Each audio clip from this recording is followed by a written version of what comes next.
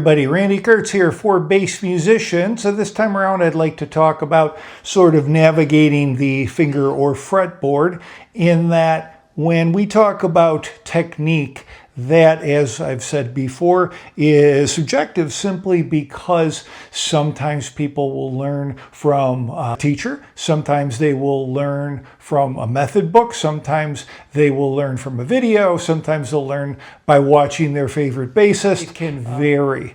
But what we want is for one to have the ability to listen to what their body tells them and to do what feels good and to not do what doesn't feel good. So I personally was taught sort of old school classic bass technique. By the way, this is a 30.5-inch short scale bass. So when I show stuff on here, think about how it applies to your bass in your situation too, also hand size, etc. So again, I was taught that you want to sort of put the thumb towards the middle of the neck there and then kind of move your thumb around.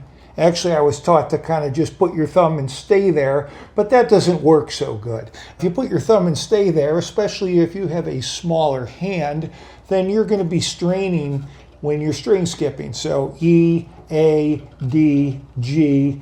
My hands are big, but if they were smaller, I would probably be straining, bending my wrist more, etc.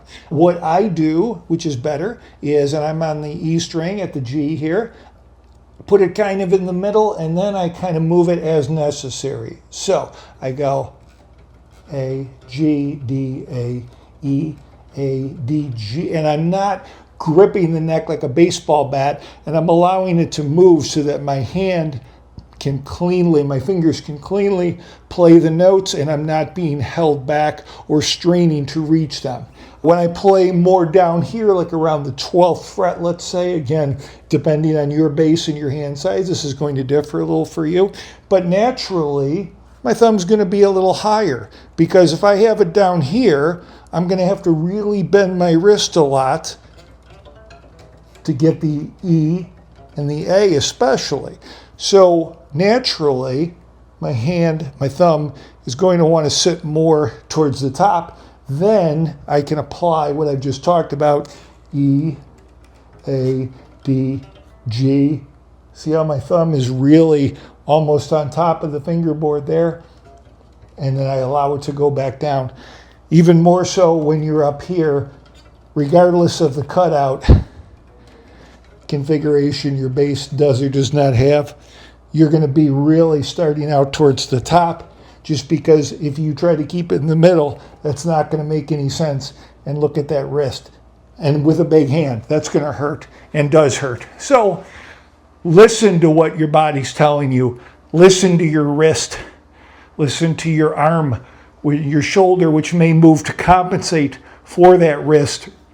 Learn good technique, but which may or may not be what I just showed you, but learn sort of the rules and then don't worry about it and do what you need to do with that as a reference point. Meaning, if you do this and it hurts and it doesn't work for you, could be hand size, again, could be region of the neck, but stop, look, think about it rather than just tough it out or try to make it work or think that that's how it has to be because that's what you were told.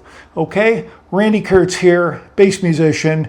I've got a lot of videos on DRKERTZ TV, which is my YouTube channel, and my latest book, The Bassist Complete Guide to Injury Management, Prevention, and Better Health, is available physically and as an ebook.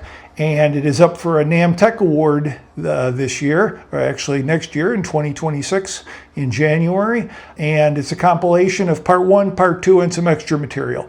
So again, Randy Kertz, always available. My website, drkertz.com. Have a great day. Have a great life. Thank you. Bye-bye.